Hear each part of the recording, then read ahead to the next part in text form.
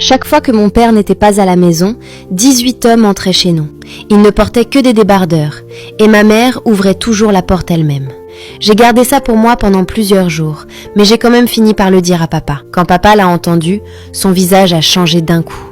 Il a serré les poings, et sa première réaction a été de foncer à la maison pour demander des explications à maman. Mais je l'ai retenu de toutes mes forces, et j'ai dit « Papa, on ne peut pas y aller maintenant, on n'a aucune preuve, elle va forcément nier. Le mieux, c'est de faire comme si on ne savait rien. Quand ils reviendront, on les filmera nous-mêmes. » Papa est resté silencieux très longtemps, puis il a fini par serrer les dents et hocher la tête.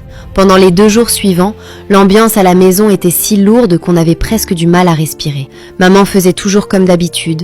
Elle cuisinait, faisait le ménage, souriait et chantonnait même en servant les plats. Ce soir-là, elle avait préparé ce que papa aimait le plus, de la purée de patates douces et de la soupe chaude. Puis elle a demandé avec un sourire « Chérie, tu as l'air très fatiguée aujourd'hui. Le travail était trop dur ?» Papa a contenu sa colère, a forcé un sourire et a dit « Ce n'est rien, je suis juste un peu fatiguée. Mais toi, tu as l'air de très bonne humeur aujourd'hui. Il s'est passé quelque chose à la maison ?» Maman a souri doucement et a dit « Qu'est-ce qui aurait pu se passer? Toi et l'enfant n'étiez pas là ? La maison était très calme. » En entendant cette phrase, j'ai senti un frisson glacé me parcourir le dos. Calme ?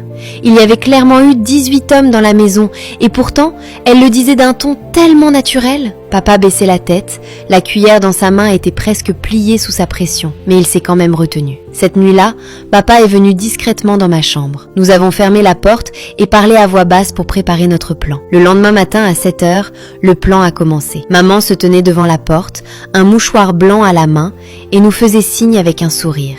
Elle avait l'air si douce, si innocente, comme s'il n'y avait jamais eu le moindre secret dans cette maison. Quand maman a cru que nous étions partis loin, papa a garé la voiture 3 rues plus loin, puis nous sommes revenus discrètement. Nous nous sommes cachés derrière la clôture des voisins, prêts à tout filmer avec nos téléphones. Nous ne disions rien, nous avancions seulement d'un pas rapide. Plus nous approchions de la maison, plus mon cœur battait vite. Soudain, j'ai vu que le van noir était de nouveau garé au bord de la route. J'ai attrapé la manche de papa et j'ai murmuré « Papa, regarde là-bas !» La seconde suivante, la porte d'entrée s'est ouverte. Maman se tenait sur le seuil et ce sourire familier est réapparu sur son visage. Juste après, les 18 hommes sont vraiment apparus. Ils sont entrés chez nous l'un après l'autre. Ils étaient tous grands et forts, portaient les mêmes shorts de sport, n'avaient aucun outil à la main et ne ressemblaient pas non plus à des réparateurs. Chaque fois que l'un d'eux passait près de maman, elle souriait et lui tapotait l'épaule, comme si elle accueillait un groupe de vieilles connaissances. Le visage de papa a complètement changé. Il a aussitôt sorti son téléphone, a serré les dents et a dit « Cette fois, elle ne pourra pas nier ». J'ai aussi lancé l'enregistrement sur mon téléphone. Cachés derrière la clôture, nous avons filmé chacun d'eux entrant dans la maison. Quand le dernier homme est entré et que la porte s'est refermée avec un grand bang, nous sommes vite retournés à la voiture. Papa a verrouillé les portières. Sa main tremblait encore.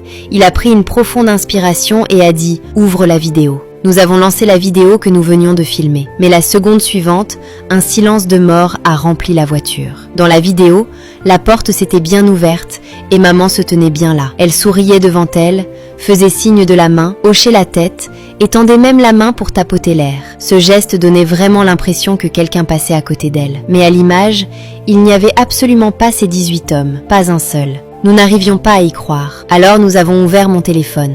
Le résultat était exactement le même. La qualité de l'image était parfaitement claire et le son aussi avait été très bien enregistré. Mais dans la vidéo, il n'y avait que maman, seule devant la porte, qui parlait, souriait et faisait signe vers la cour vide. Au départ, papa était rempli de colère. Mais à cet instant-là, son regard s'est complètement transformé en peur. Il s'est tourné vers moi et a dit d'une voix tremblante « Si la caméra ne peut pas les filmer, mais que nous deux venons de les voir de nos propres yeux, alors ces 17 hommes, c'est quoi exactement ?»